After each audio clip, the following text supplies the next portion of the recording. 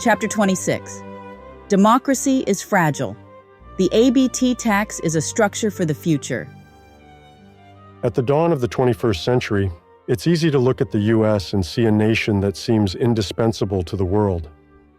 It's easy to look at its vast modern cities, dynamic infrastructure that spans an entire continent, vibrant economy, and unparalleled military, and think that the U.S. has achieved something unique and enduring.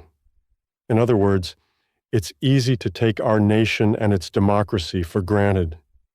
Generations of previous Americans worked to build this republic and pass on something remarkable and evolutionary to the future. However, there was once another remarkable democracy in the world, and it offers a cautionary tale worth heeding. Civilization's first significant attempt to establish a democracy occurred around 500 BCE with the emergence of the Roman Republic. Much like the American dream, the Romans had a national ethos that desired opportunity for all, a dream that was embodied in the city of Rome. Theirs was a vision which was inspired by the will of the people and featured the agency of voting and notion of majority rule. Growing out of an ancient monarchy, they were influenced by the Greeks and their most profound writers, Solon, Plato, and Aristotle, whose earlier attempts at democracy the Romans found aspirational. The Roman Republic lasted for several centuries before it collapsed under the weight of many powerful and somewhat misunderstood pressures. The Republic was constructed upon a foundation of elected assemblies, where both the wealthy patricians, that is, patres or fathers, and the commoner plebeians, that is, plebs or common citizens, could vote for the Republic's laws and institutions. The Republic's systems of checks and balances, much like those in today's America, worked to preserve a level playing field and manage the wealth gap of Rome. Over the years, the plebeians struggled to achieve political equality with the patricians in the democratic institutions of the Roman Republic, but success was finally achieved in a balanced representation by the year 287 BCE. Shortly thereafter, the Roman Republic started to expand through bloodshed and conquest, and developments emerged which crushed the people. Under the smothering blanket of war, the plebeians started to experience unemployment and economic suppression. The tax system unduly burdened the lower class. Collectively, these elements allowed for the rich, who held greater resources, to weather the economic downturn and acquire property from common citizens at deep discounts, as the plebs simply needed money to eat.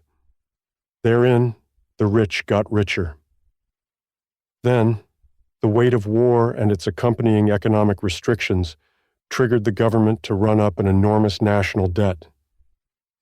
Leaders spent well beyond their tax revenues on lavish self-promotion and superficial pomp and circumstance, preventing the Republic's institutions of government from operating in service to the people. This manifested widespread populist anger and unrest among the plebeians.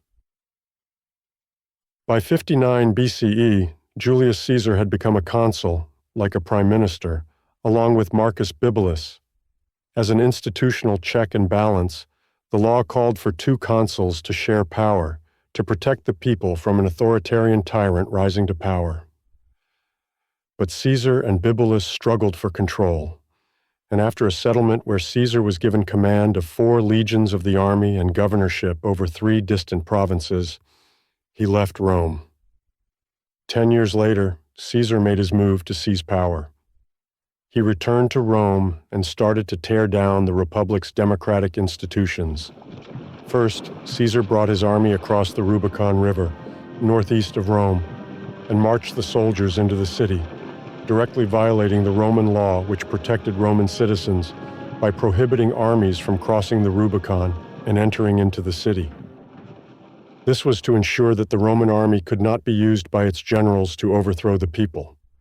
For the same reason, the U.S. likewise prohibits its army from any operations on U.S. soil under the Posse Comitatus Act of 1878. Then, Caesar declared himself Gaius Julius Caesar Dictator Perpetuus, Dictator for life. He disbanded the power of the Senate and recklessly increased the Republic's national debt to unsustainable levels, actions which collectively culminated in a confluence that led to his assassination on the floor of the Senate. The wealth gap had expanded, the national debt had exploded, and the Republic had fallen in place of an empire. The people were abused and suffocated under draconian measures. In the great arc of history, democracies are incredibly rare.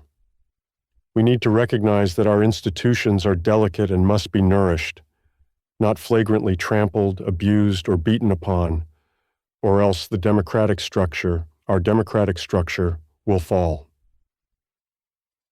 The cultural evolutionary scientist Peter Turchin mathematically analyzed 10,000 years of societies and outlined that as empires grow, the rich get richer and the poor get poorer. Conflict replaces cooperation, and dissolution inevitably follows. History teaches us that democracies start to fail when taxes inequitably burden the middle class.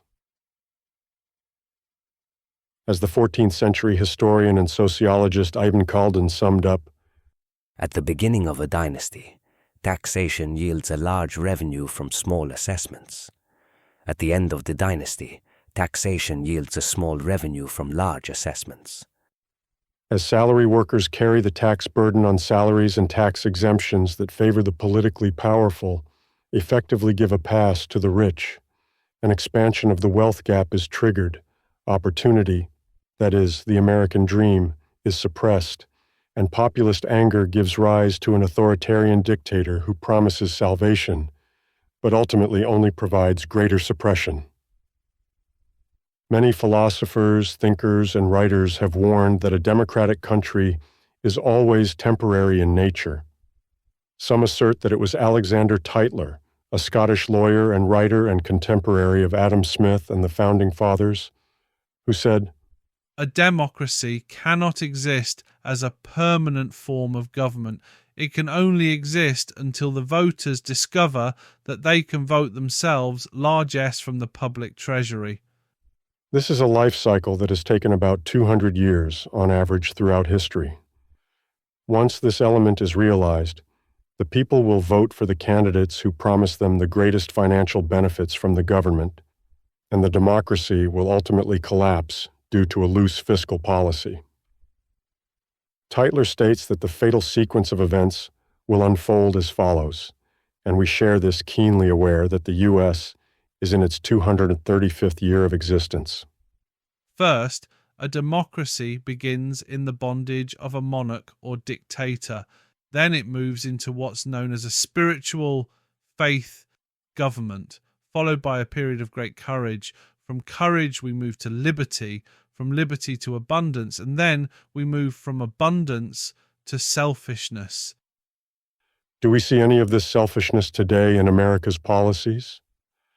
According to Tytler, selfishness turns to complacency, followed by apathy and fear, and finally a return to dependency or dictatorship.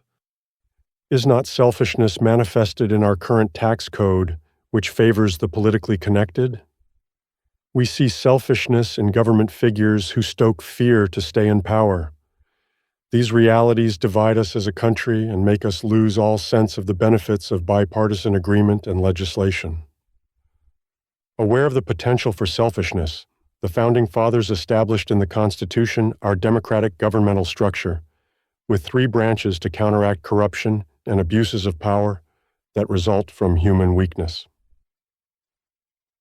The wisdom of the founders is clear in the ambitions they set forth for our nation. Think back for a moment. Can you recall the 6 stated goals for our country detailed in the opening of the Constitution? Maybe you might recall the words written by the founder Gouverneur Morris. "We the people, in order to form a more perfect union, establish justice, ensure domestic tranquility, provide for the common defense, promote the general welfare, and secure the blessing of liberty to ourselves and our posterity. Do ordain and establish this Constitution." These are truly noble pursuits for any country's society. Correspondingly, under the ABT tax, these goals can be most dynamically attained. Let's recognize that an abundance of wealth is very good for a nation and is an appropriate goal for society and the individuals within it. In fact, abundance is a proper goal for all governments. As with abundance, it can provide resources to ensure a better life for all citizens. However, instituting a system, such as our current tax system, that not only allows but encourages people to exploit the system for their own enrichment, collectively results in legal tax avoidance. And therein, the current tax system inherently fosters some resentment toward the wealthy, which is ironic since so many people aspire to become wealthy themselves. The ABT tax intrinsically suppresses the manifestation of these negative elements. Moreover, the ABT tax removes largesse to special interests via tax exemption. It creates a tax structure that leverages technology so that everyone pays a fair and appropriate share of money to support the government and the needed services it provides. It is neither progressive nor regressive. It is proportional. The magnetic force of the ABT tax is that every taxpayer's rate will be lowered for the smallest income bracket, the middle income bracket, and the upper income bracket, treating everyone equally. This should prompt everyone to support the implementation of the ABT tax. And remarkably, the government will raise more revenue because everyone will pay. This audacious new tax structure is a technology-led, enlightened path forward that both Republicans and Democrats should embrace. Republicans will like the ABT tax because the tax base is very wide, the rate of taxation is very low, and everyone will pay their small, fair share, both the rich and poor, because all people pay less, no one escapes. Democrats will like it because the individuals and corporations who most use the systems of government, often the rich, will contribute the most. But they will do so in a fair and equitable manner, and by treating everyone equally under the law, will thus fulfilling the promise of the Founding Fathers and return fiscal responsibility to our government. We are an aspirational country, yet we have started to lose this attribute. We need to provide a new framework that returns us to our dynamically aspirational values. We need to look for a solution where we have not looked before. 2.5 millennia ago, or thereabouts, Plato was one of the first people to express the proverb, "Necessity is the mother of invention." This notion has held true throughout the history of the U.S., and it holds true now. We have to find a better way. It is time to take Calvino's sudden, agile leap. It is time to shift the paradigm, and the ABT tax can provide that leap, that shift. It is a bridge that can span our socioeconomic divide and reignite and restore the American dream for all citizens. The ABT tax thunders above, looks out over the horizon into the future, and resets the foundation for a dynamic democracy capable of lasting for 1,000 years.